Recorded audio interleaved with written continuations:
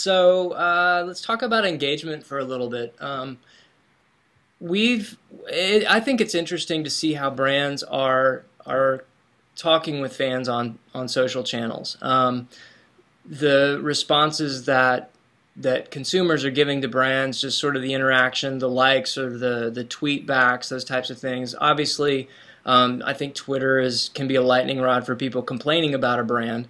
Yeah, But there's also a lot of people doing some really good things in terms of reaching out to consumers through those channels. yeah, So brands, I think, up to this point have used social commerce as kind of a marketing tool to build affinity, to increase their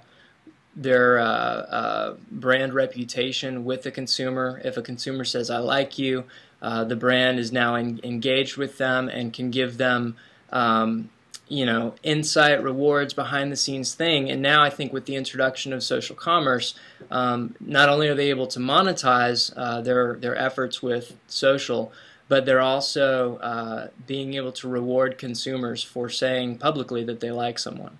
yeah. No, I completely agree. And I think the other dimension is the actually going past simple transaction, but actually using it as a kind of post-purchase channel as well. I think one of the early issues we had with social media was that it was actually the marketing got in the way, because the guys that did the brochures, who were kind of trying to create a brand image, affinity, and was engagement stuff, but when a consumer interacts with somebody on Twitter or Facebook, they ask a question or they want a problem solved, it's normally the kind of the customer service department they actually want. They want a solution. They don't want some marketer saying, hey, we're here to create affinity, not solve people's problems. And I think we're kind of moving beyond that now, and they're realizing actually just having some kind of community manager, I think it's, Thomas Bakel said recently, it's just complete nonsense. You don't want a disempowered community manager is just a waste of space, and actually just leads to frustration. You need people who are can actually empower to solve people's problems. And so I think this kind of notion of sort of customer service, as well as the kind of rewarding your fans for spreading the word, and giving your fan base, people who love you and effectively pay your salary, because not only do they spend shed loads of money on you, but they also acquire new customers through word of mouth, rewarding them. So kind of almost as thinking of social media as a separate fan channel.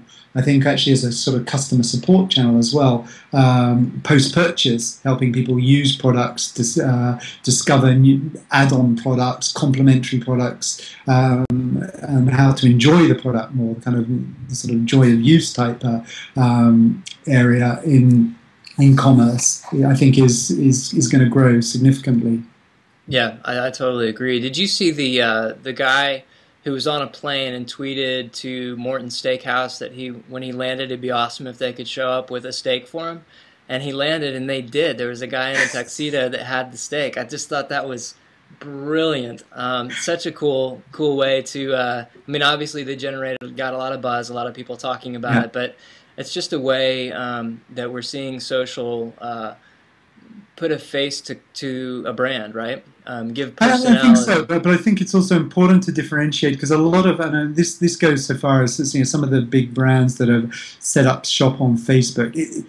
To be brutally honest, for a lot of them, it's a PR play. So you couldn't go and more than state. They couldn't turn up to anybody who tweet. It works once, it maybe works twice. You can Yeah. maybe do it citywide and the rest of it. It's a great way to create buzz, saying we're in touch. But if it's done simply as a PR stunt, rather than a kind of, we're actually reorientating our business around customers, we're customer led, customer first, customer closeness is what we're about, then it's just, it has a short-term PR stunt value, but I don't think it's going to have any enduring value. But if it helps the business actually thinking customer first, customer closeness, and this is the sort of affinity we can have with our customers, then if it helps change culture internally, then it's well worth it. But I think it's really important to differentiate the space, and it's a real opportunity to use social commerce as a PR stunt vehicle.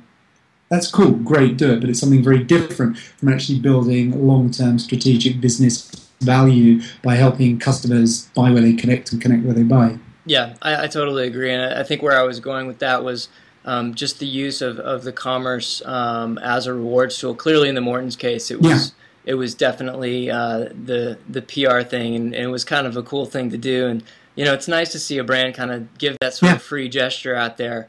But I think just in terms like we've seen a lot of our clients using great discounts just in terms of either clearing out old inventory, putting bundles together of items that they just kind of have lying around to discount and give away, or not give away, but to offer clients through the social channels.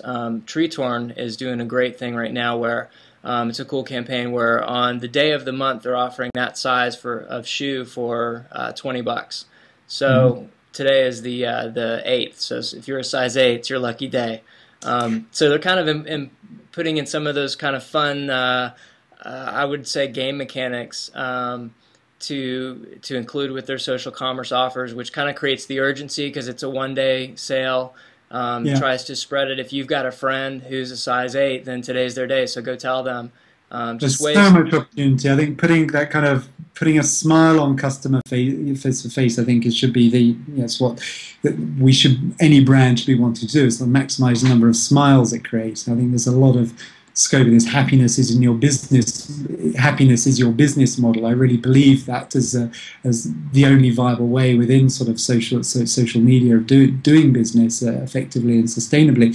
And I think game mechanics actually just really work very, very well within that because they're fun. And I think going to Amazon is never a particularly fun experience. I mean, it's effective.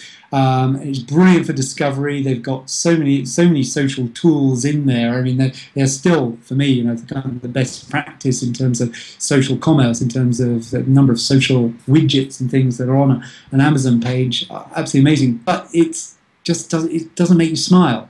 You'll get a Right. good deal probably, but it doesn't make you smile. And I think these sort of game mechanics do. And another example I love is the kind of the Penguin Club. I don't know if you have the Penguin Club over in the US, but it's kind of an online site for some book publisher and there's a kind of a penguin store. It's for young kids, and young kids can go and play it on the Penguin site, and they can play all these games for free, and they get points for playing for games, and they can massive points, and then but the only way to actually spend the points is to actually become a signed up subscription member, which gives you access to the club shop, and then you can buy stuff online. And so, the first time Johnny goes to mom and says, "Hey, mom, can I join the Penguin Club? It's only going to cost $10 a month." Say, "No, you're not." And so you can play that for free anyway. The next time comes, "I've got 20,000 points. I can't spend them unless I get in store." And my Right. mom goes, "Okay, yeah, you do it." So playing that, I think there's some really smart things we can start doing with game mechanics. Yeah, yeah, I like that. I like that a lot. I think we're only going to see more because I think you have to make it entertaining. It's a social space, right? That's right. Yeah. Um, well, thanks for your time today. Do you have any topics that you want to discuss from your end? I've kind of been driving this conversation so far. No, I mean, what are you guys seeing as kind of like the way that the space is going? I mean, what's working and what isn't working from, 'cause you guys are, sort of one of the leading sort of social commerce platform providers. I mean, is there something that seems to be working particularly well and then something that's working less well that is surprising? Where do you see we're going from and where are we going to? Yeah, I think that it's the one thing that I think the one thing that I think we're focusing a lot of attention on with our clients is to weave commerce into the conversation.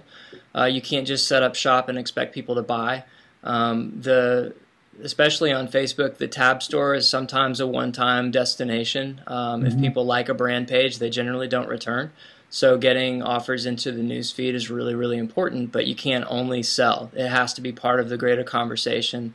Brands Okay. have to be showing the personality, which we were just discussing, making it fun, giving them kind of the behind-the-scenes stuff, and then dropping in commerce as well. So it's really, I think, uh, evolving into the way brands sell as opposed to any other kind of real metric that's working or not working, but it's more the personality kind of coming through the offer.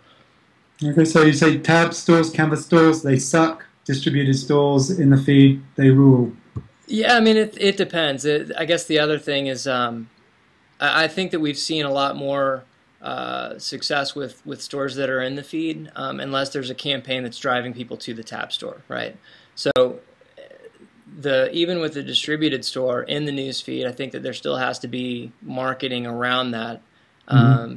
whether it's empowering your fans to share a store or to tell their friends about the offer that sends them to the place. I don't think with any offer or any campaign, it can really live without some sort of supporting marketing cast, right? So whether it's utilizing an email list or tweeting out to get people to go to the Facebook page so that they know it's there. I mean, if people don't know that there's an offer, they're not going to buy anything. So it really still revolves around letting people know that there is an offer out there and sending them to that. So the marketing component of social media and social commerce, I think, is still very viable and important.